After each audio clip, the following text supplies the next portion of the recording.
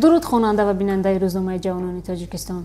طولی چند لحظه شما را با نشر نوی روزنامه آشنا خواهم کرد. موتیواسیای رئیس شهر، جایزه پرزیدنت و منزل استقامتی.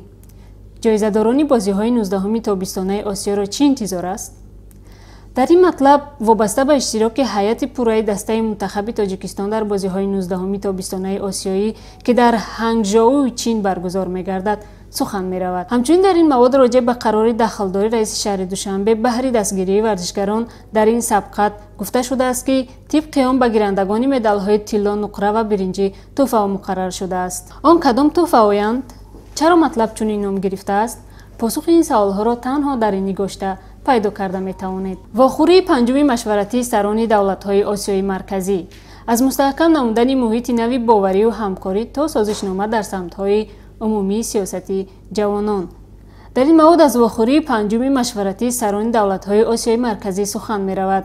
از جمله گفته می‌شود که سران دولت‌ها دایره وسیع مسئله‌های مبرم رابطه‌های کشورهای منطقه را بررسی نموده، دورنمای توسعه همکاری منطقوی را در سمت تأمین رشد استوار اقتصادی، تحکیم زمینه مناسبت‌های دوستی و حسن همجواری، رشد منبعد فضای فرهنگی و گومانیتری منطقه مورد نظر قرار دادند. نارسایی آموزگاران.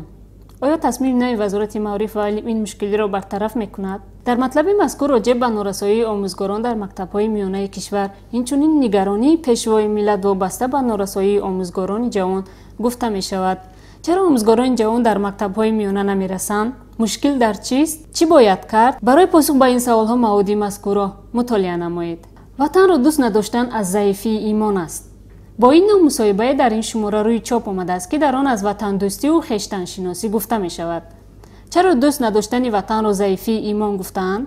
نشانه‌های شخصی وطن دوست در چی ظاهر می گردد؟ پس از خواندن این مطلب به سوال‌های در ذهنتان پیدا شده جواب می یابید. آینه بیگناه یا آرزوی 30 ساله اصلانشاه رحمت الله‌یف.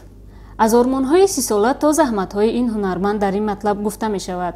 این هنرمند شناخته کشور چه آرمانی در دل دارد و چه پیراهایی را در جاده هنر طی نموده است؟ سبب وقت‌های اخیر در فیلم‌ها کم اشتراک نمودن او در چیست؟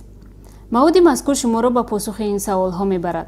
آیا ما از تاریخ سبق می‌گیریم یا خود برداشت‌ها از رساله پروفسور سیمومین یتیموف احیای ملت بقای دولت؟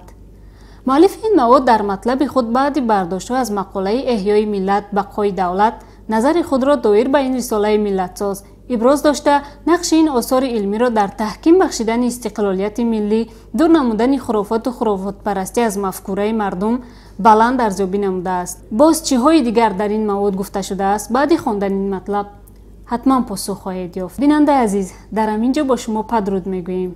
ما را پیگیر باشید.